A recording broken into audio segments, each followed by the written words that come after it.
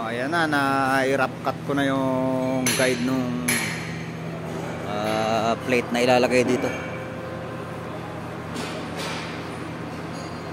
Kasi ang nangyari rito, nag-loose yung eccentric gear dito. Ngayon, gumalaw-galaw siyang ganon. Ngayon yung stopper dito, pinaka-overlap niyang ganon, stopper, para sa eccentric gear.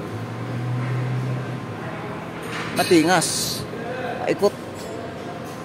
Pero bakal siya, hindi siya pindido. So ngayon, nag-cut ako ng plate na para ron sa dito, pinamamasin ko.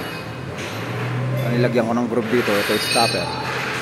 Welding dito, full welding din dito yan lahat. Tapos ito